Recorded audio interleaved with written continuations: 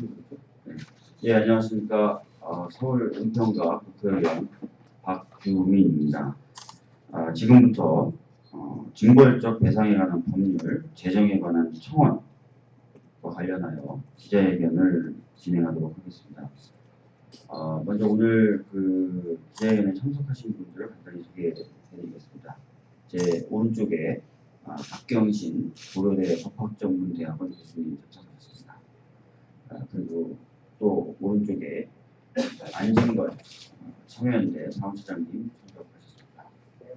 그리고 또 오른쪽에 이지은 참여연대 공익법센터 단장님 참석하셨습니다.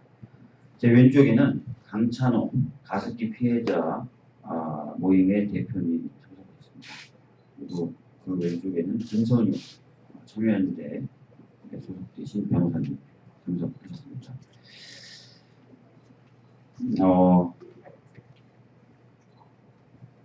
가습기 살균제 피해자로 7월 22일까지 정부에 신고한 분들 희생자만 777명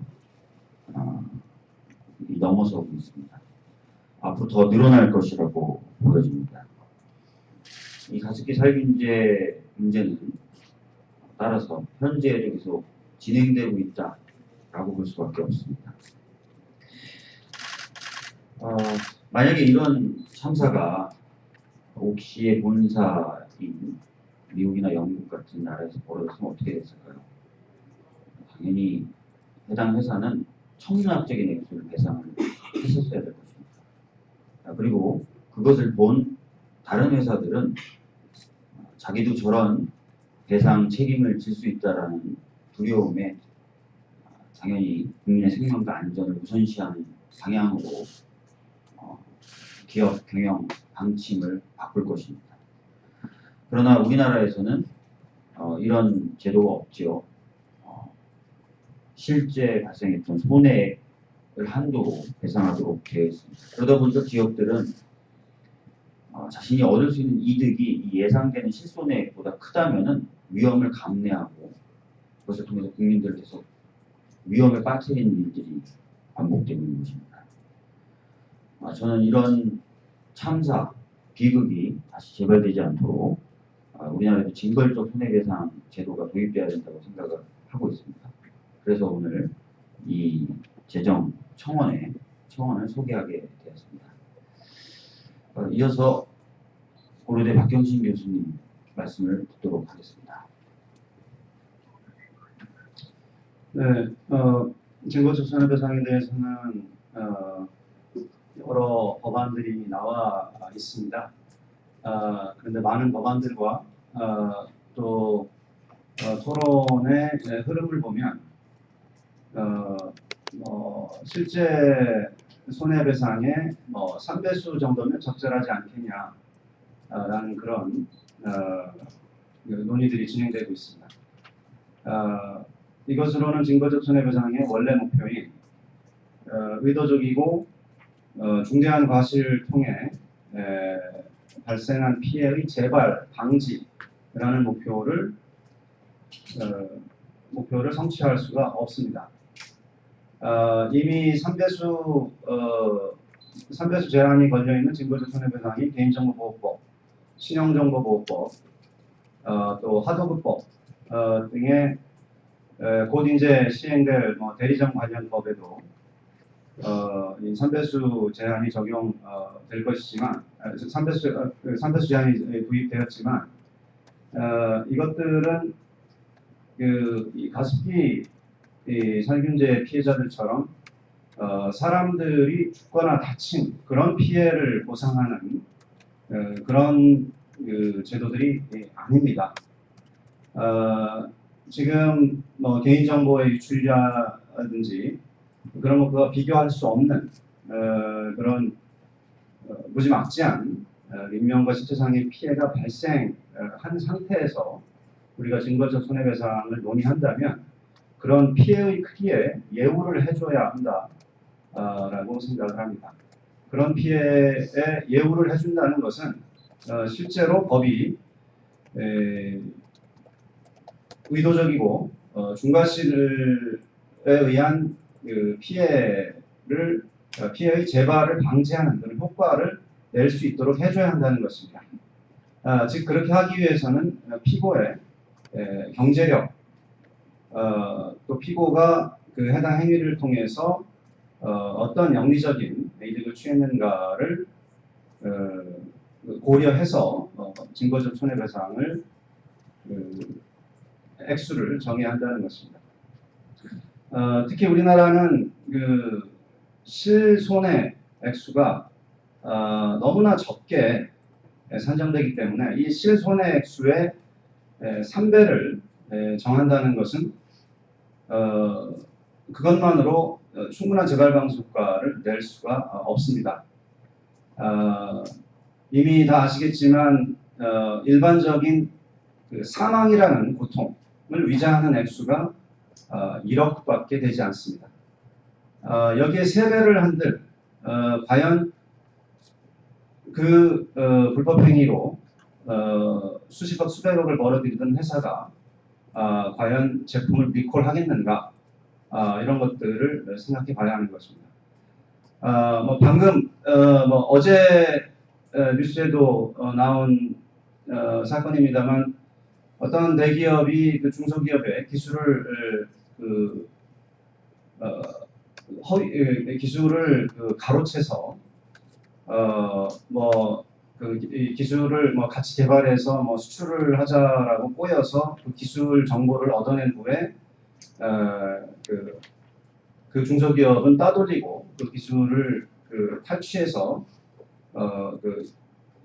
이득을 올린 그런 사건이 있었습니다. 그 사건에서도 중소기업 사장이 나중에 소송을 제기해서 이겼습니다. 근데 손배 액수는 5천만 원이었습니다. 회사는 망한 상태. 여기에 3배를 한들, 몇 배를 한들, 이 대기업들은 이와 같은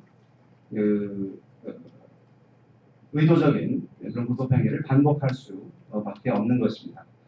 그래서 거기에 이렇게 그 영업상의 피해의 경우에도 이 3배수 징벌손배 가지고 불충분하다면 사람이 죽고 다치고 이렇게 수백 명씩 가습기 살균제 피해자들처럼 수백 명씩 죽고 다친 이런 상황에서는 절대로 3배수 제한은 제대로 된 징벌적 손해배상, 제대로 된 입법적 대응이라고 볼 수가 없는 것입니다. 이 3배수 제한보다 더 높은 그런 징벌적 손해배상을 도입하자고 하면은 많은 분들이 징벌적 손해배상의 원조국인 미국에서도 대부분 3배수 제한이 징벌적 손해배상의 3배수 제한이 되어 있다라고 말씀하시는 분들이 있는데 이것은 오보입니다. 3배수 제한이 걸려있는 주들은 거의 모든 주들이 거기에 대한 예외를 두고 있습니다. 예를 들어서 알칸소스주 3배수 제한이 걸려있지만 예외, 의도적으로 피해를 발생시킨 경우에는 상한이 없다. 플로리다주 역시 3배수 제한이 걸려있지만 의도적인 피해에 대해서는 역시 상한이 없다. 또 일리노이주 3배수 제한인 것처럼 되어 있지만 예외가 이런 옥시 사건처럼 형벌이 부과되는 행위, 그러니까 범죄를 저지른 경우에는 상한이 적용되지 않는다.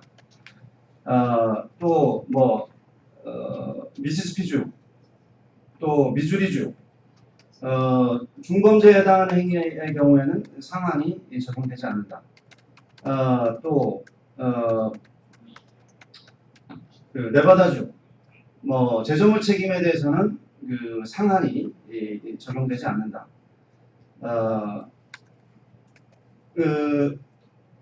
또 오클라호마주 의도적인 피해 발생에 대해서는 상한을 적용하지 않는다.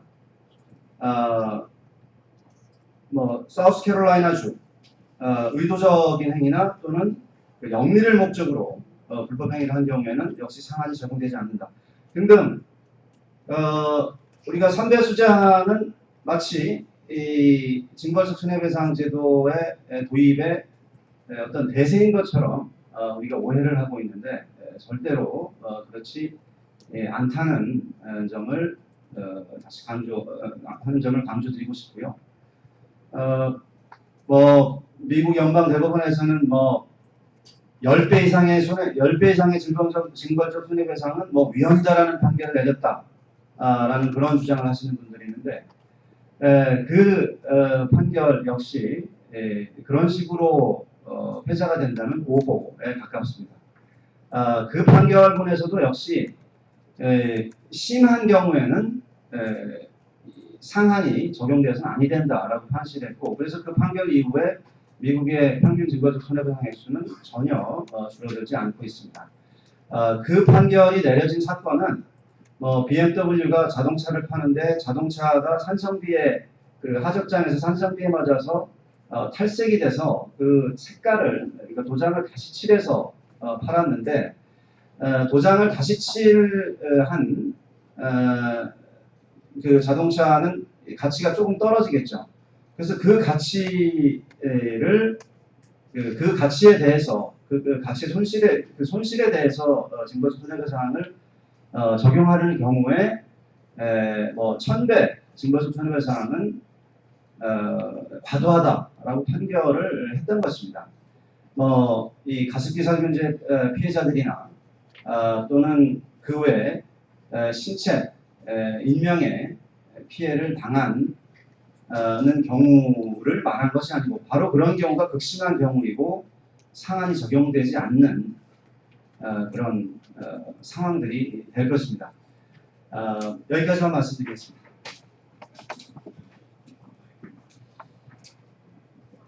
기자분들 강의 잘 들으셨죠? 저는 3배 제한이 대세인 것 같지만 그렇지 않다. 그 다음에 10배를 위헌으로 판결이 있다는 얘기도 있지만 그것도 사실관계 살펴보면 그렇지 않다는 말씀을 해주셨습니다.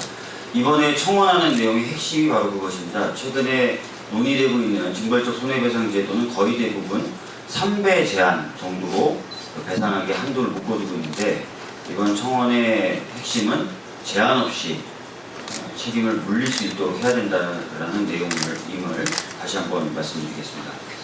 다음은 가습기 피해자 분들의 이야기를 좀 들려주실 차례인 것 같습니다.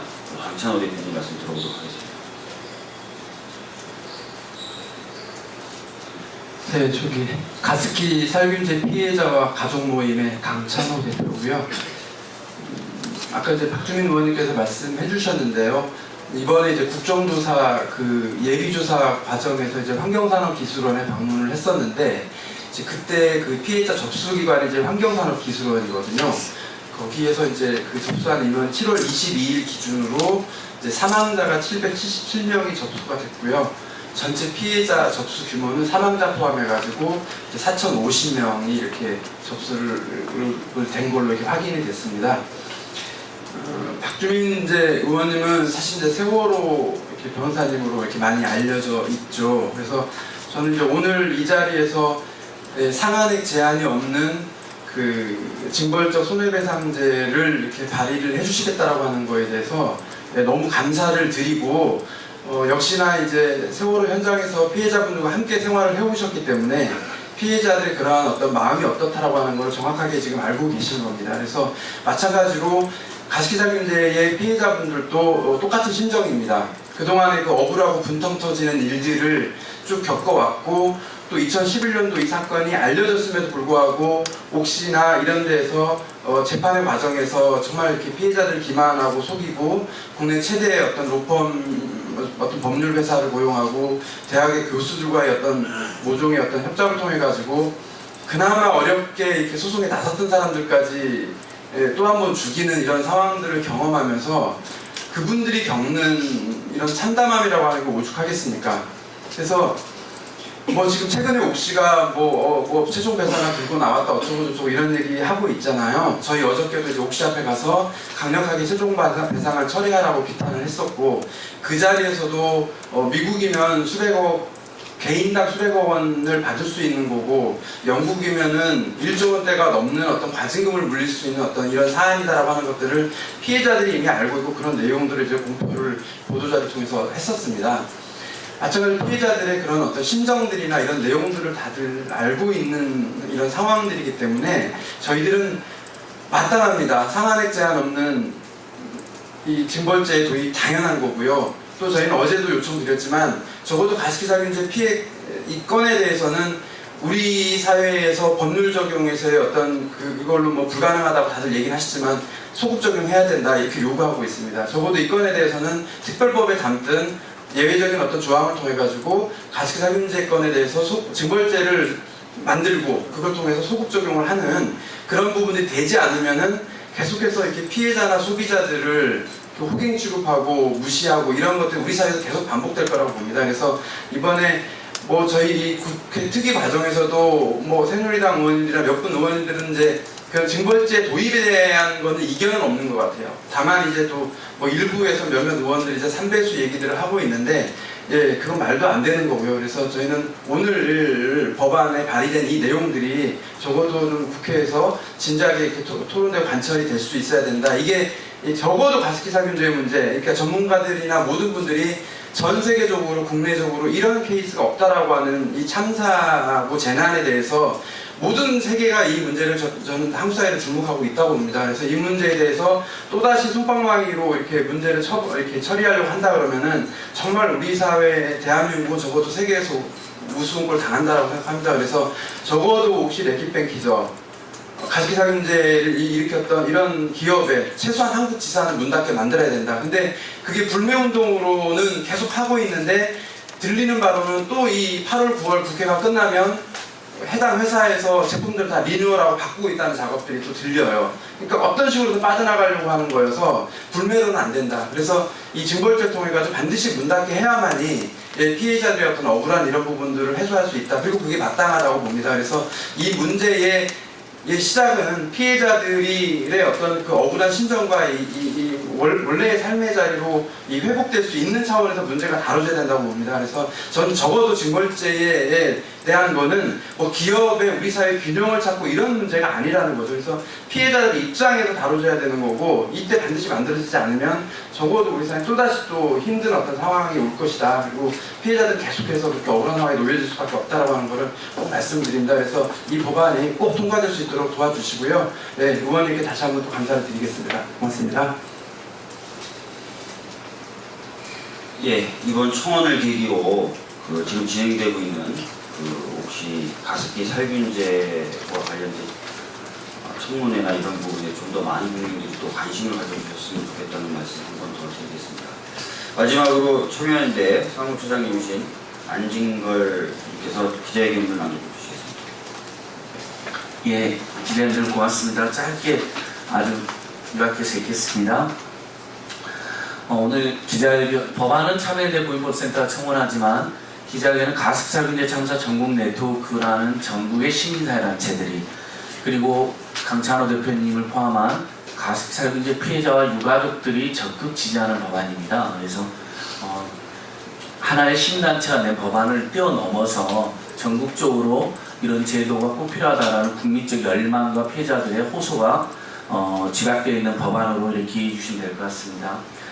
징벌적 손해배상을 도입하더라도 손해의 3배수로 배상을 제한하는 것으로는 충분하지 않습니다. 재산적 손해배상을 중심으로 하는 현재 한국 손해배상 제도에서는 생명 신체 피해에 대한 배상 자체도 낮기 때문에 이에 대해 3배수 정도의 징벌배상으로는 가습기 참사와 같이 생명과 신체에 대해 의도적 또는 중과실로 인해 발생한 피해를 충분히 제재하고 비슷한 사건의 재발을 방지하기에는 한계가 있습니다. 이런 정도라면 제2, 제3의 옥시 사태가 재발하지 말라는 법도 없습니다. 그렇다면 자명합니다. 징벌적 손해배상이 실제로 의미 있기 위해서는 앞서 그 배상액이 국회의원들이 발의한 3배, 10배 등의 배수 제한에 그쳐서는 안 됩니다.